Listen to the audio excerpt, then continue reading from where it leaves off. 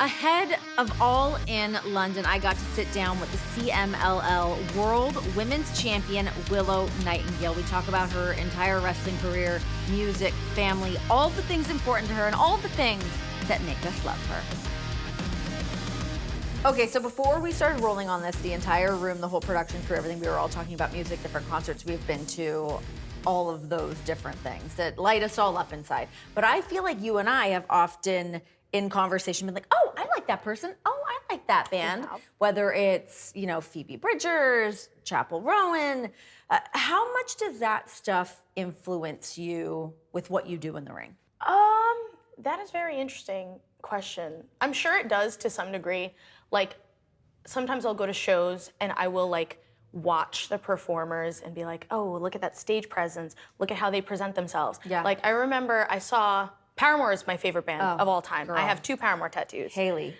Yes. Chef's yes. kiss. I remember finding them on MySpace and being like, whoa, this is so cool. and then I was like, oh, I found something special, and they blew up 2 months later, and I was like, oh, I wasn't really ahead of the curve. Coming. I found them. I found them first. But they had this pyro, the kind of drizzling pyro behind them, and just the way that she was carrying herself as the front woman of the band. I was like, take notes, look at the aura. You There's can't really just steal so it. Cool about the way she moves, obviously the way she dresses, her style, the whole thing that there's just something you want to grab onto with her with that. She's magical. So again, that's kind of the unlearnable thing. That's something that you either have or you don't. Sure. But you a little can bit of be fake it till you inspired by make it. it. 100%. I remember my first match, walking to the ring and being like, you're cool. You're so cool. Got this. And just hoping that people believed it. Who are some other people that you are listening to? I feel like you've got your finger on the pulse. If not through you, I feel like your sister also maybe lifts Yeah, you my in little on stuff. sister so she's 21. She's cool and young. Yeah, she's cool and young.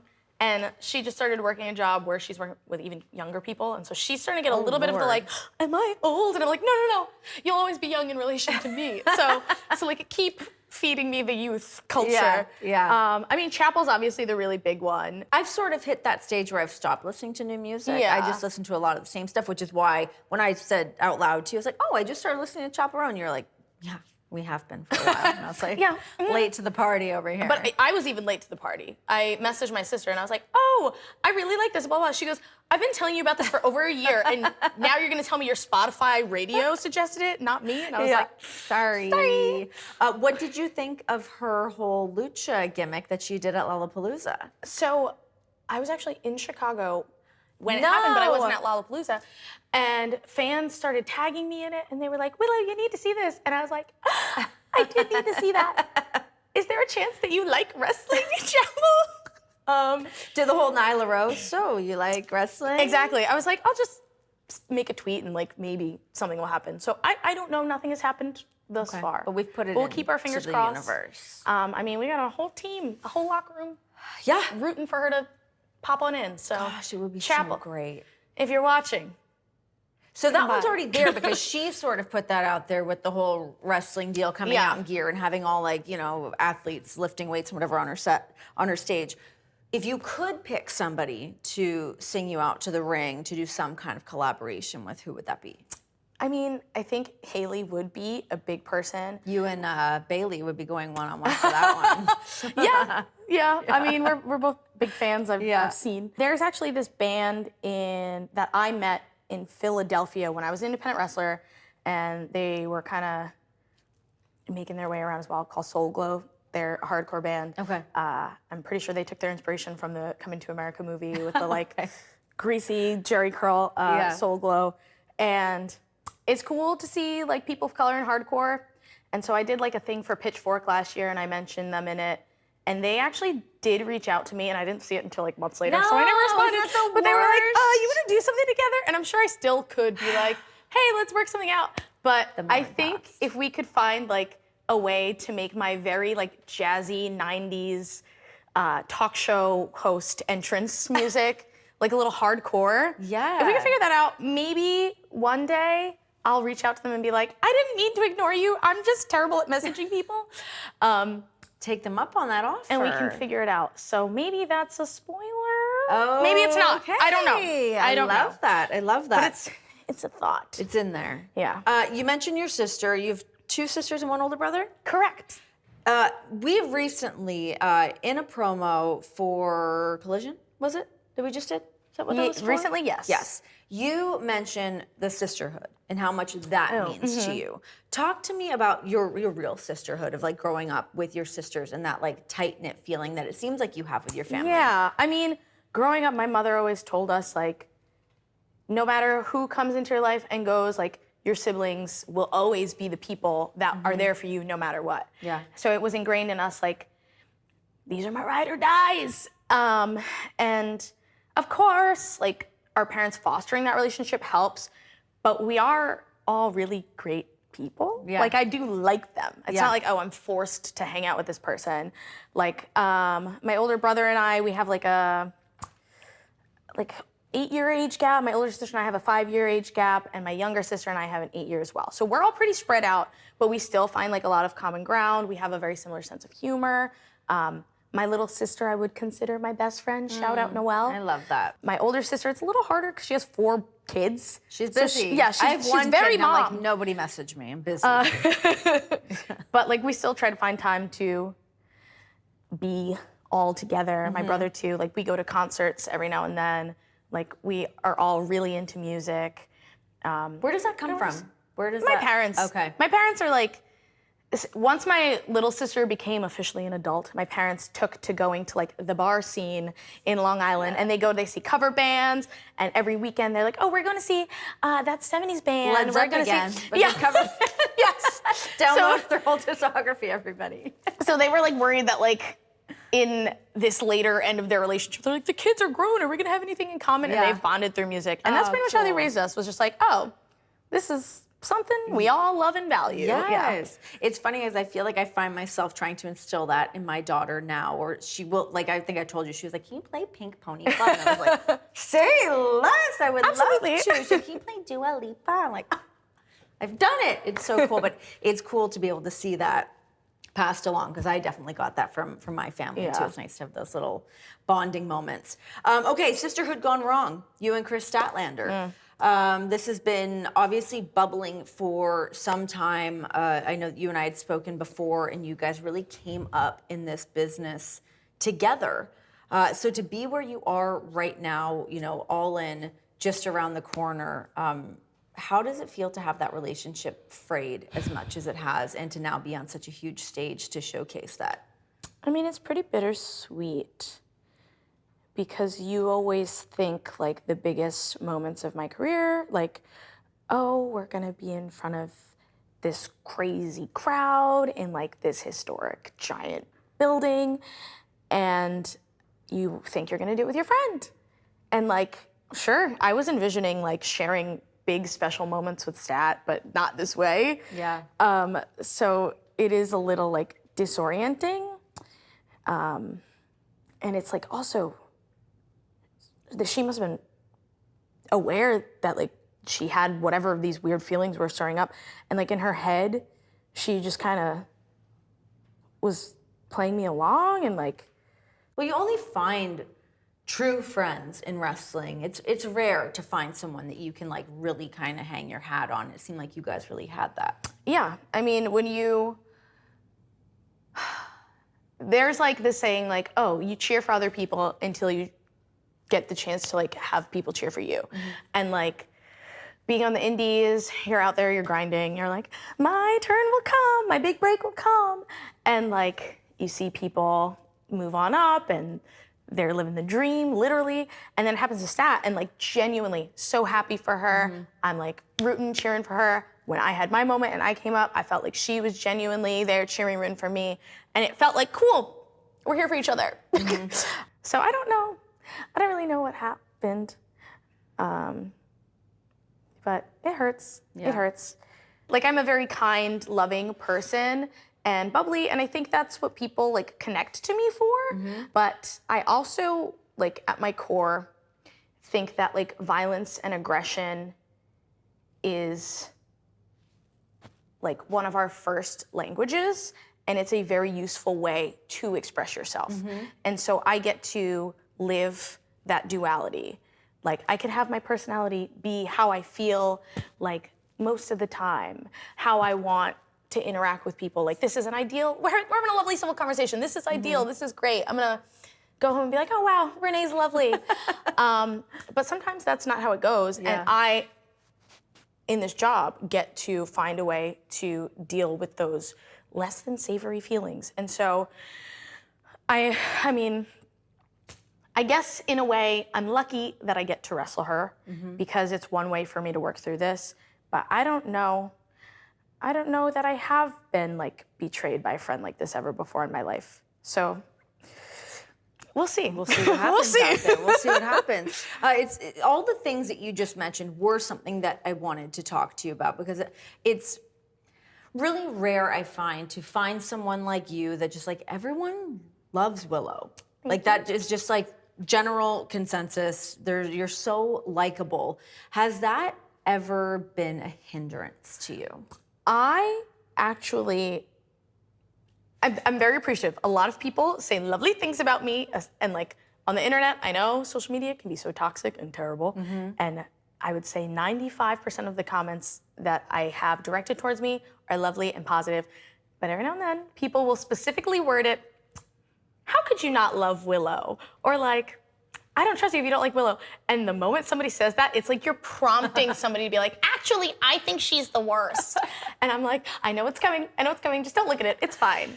Which is okay, like I don't have to be everybody's cup of tea, but it's a little. Like I can like relate to that to a degree too, because you're always kind of waiting for that other shoe to drop. Of like, I don't know, you're like, we all have so many different layers to us as human beings, and like we're obviously so forward facing with like one version of ourselves. But yeah, it's a really sort of complicated thing of like, do I have to maintain that now? I mean, it's. I think when we did your podcast, we had a really lovely talk, and towards the end, you were kind of like, so would you consider yourself a people pleaser? And I was like, oh my God, not a therapy session for everyone to tune in and listen to right now, Renee. Ooh. That's what I'm here for. I am here for the therapy way to expose session. me. Yes, I am a people pleaser. But the lovely mental health department at AEW has helped me work through these. It is a burden to be like that. So like I was just saying to you, like talking about like, you know, my husband is, I think that can be some people wrap their head around me and John. They're like, how did that happen? What? Like I'm so one thing, he's so the other. And yeah, there are times that I'm like, let's try to make sure that this situation goes well. And is it on me to do that? I totally take ownership like you over just that. feel like a mediator for some reason. Yes. Yeah, it's quite the cross to bear. It's very exhausting. Working through it though. We're getting better. Through it. Yeah. Okay, so with All In just around the corner, as we just said, everything that's going on with you and Chris Statlander, to be on that stage and to have now this moment in your career as you're waiting for, when's it going to be my moment? Let's talk about a time when you maybe thought that moment was not going to happen when you broke your neck. Oof. Yeah, just to wrap this up and put a pin in this, to have an injury like that, you know, 5 years ago for you. So I got my little scar here. It's actually very faded. It is. When I first got it, when I got it done, when I had my surgery, like it's a procedure, like I got when I got my work done, it was a lot more visible. And I remember like the person I was wrestling when I got hurt. And my parents and everyone's like, oh my God, it's so dark. Like, are you gonna be okay with that scar? And like, I'm a wrestler. At the end of the day, like, I think our scars, all of the physical ailments that we carry with us are like a part of it. And it's part of our lore, if you will. Sure. But I never wanted to like shy away from it or hide it because it was like a pretty major obstacle for me to get over. That was probably the first time in wrestling where I really did think to myself, like, maybe I should quit. And I know my mother definitely wanted me to. I'm sure she did. Both of my parents ended up being very supporting. Like, at first they were like, oh, you don't really ever want your daughter, like, your princess, to go and become a wrestler and like ruin their body. But they saw like my enthusiasm, my love for it. Like, I was happier than I had ever been. So they gave me their full support. And that was like, breaking your neck specifically was like the one thing my mom was always like, well, if that ever happened, that would be it. And it did. And it literally did. So she was like, oh, honey, like, you really just, like, consider not going back. Like, it's okay. It's okay. You're young. You could figure out something else. You can't wrestle forever anyway. Like, why don't you just figure something else out now? And a lot of that was coming from outside and internally, because there's, like, a fear and, like, this self-doubt that you have, too, where you're like, can that happen again? Am I going to return as good as I was? But there was also, like, this very tiny head that was like, this very tiny voice in my head that was like, just keep going. Just, you know, you got it this far. You broke your neck. Like, make it for something. Sure. Like, don't just break your neck and you're like, call it. Exactly. Yeah. Like, make it worth it. So when I did first come back to wrestling, I wasn't necessarily afraid of getting hurt again, but I felt like I wasn't as good. And that was the biggest, like, honestly, that was the biggest toll on me, is I was like, oh, I suck, I'm terrible, like. Was it just all self-doubt and, like, hesitation in the ring? Yes. That was the thing where I was like, maybe I should quit, because maybe I'm actually not good at this. The fans, even when I personally don't think I was doing my best performances, the fans were still there for me, and they were still cheering for me, and they were rooting for me, and that really went a really long way. Yeah. And I know I always talk like, oh, I'm so grateful and I'm so thankful, and that's not just like the Willow personality, that's like not like the character, like that's genuinely like, I am so grateful. Yeah. If I do this and nobody cares, then I'm just doing it selfishly, like because I love wrestling. But like, when I'm having a hard day and I don't want to get out of bed in the morning, like the fact that there's somebody who's cheering for me genuinely will be like, okay, I can do this. Yeah. So like, genuinely, I'm grateful for fans, and like it carried me through that phase. Damn, girl. Here we go. Yeah, here we go. She's here. She's feeling good. Before I let you go, let's talk very quickly about your time working with New Japan and CMLL to be able to go and make Willow international and to hold the New Japan Strong Women's Championship, the CMLL World Women's Championship. Correct. Talk to me about having those titles and being able to be that representation internationally. I have such a reverence for professional wrestling. Like, I'm a fan first and foremost, which is like maybe cheesy to say, but it's what I do. You love what you love. I love it. Yeah. And so I will always tell the story about how, like, when I first got into wrestling because of playing video games when I was a kid, and that's when I started watching wrestling. But the thing that really made me fall back in love with wrestling and like decide that I can train to become a pro wrestler is when I was around 18 years old. I was on Tumblr.com, and I came across Tumblr. Yeah. I know there are still people on there. Big wrestling fans on Tumblr. Nice to see you guys. I came across independent wrestling for the first time. I saw like Sarah Del Rey. Hell yeah. I got into like 90s Joshi wrestling, and I saw Aja Kong, Bull Nakano, Akira Hokuto, Manami Toyota. The list goes on and on and on.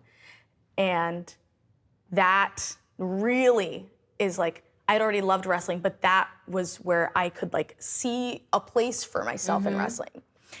And so I was like, I'm gonna sign up to learn how to wrestle. After school didn't work out for me and a bunch of life stuff was zigzagging all over, I was like, I'm gonna wrestle. I like that school didn't work out and you're like, my fallback plan is to be a pro wrestler. Yeah, it's crazy. But here we are. It was the thing. I signed up and I was like, oh, this is just what I do now. And for me, like, that was always a big goal, was like, I want to step in the shoes of the people who inspired me to be myself. Because I had wanted to always be a wrestler, but I never saw me as myself being a wrestler. But like, that made me think like, everything that you see in front of you, all the quirks, idiosyncrasies, physical, like unconventional differences can all be accepted. And I didn't have the opportunity to go into Japan. It didn't come up until I had like just got signed at AEW. And so I did like a quick 10-day tour, and I told myself, I was like, well, that'll probably be it, because now I'm just gonna be a TV week in and week out. Yeah. And we have some great partners in New Japan and CMLL, and if anything, it was kind of like, it just started. And so I've been able to really live these lifelong dreams that I didn't think were possible once I got signed. Yeah. I try to be aware of things as I'm living in them, like let it sink in. Yeah. And I do try, but sometimes it's hard because we live so fast. It's like, okay, what's next? What's the next day? Where do I have to fly? I don't even know what city I'm in. What outfit do I need? Exactly. Do I have to make my gear in my hotel room? Yes, I do. I do have to make my gear in my hotel room. Exactly. But the thing that really hit me, like, I am a crybaby. I'm sentimental, but I don't cry about wrestling a lot.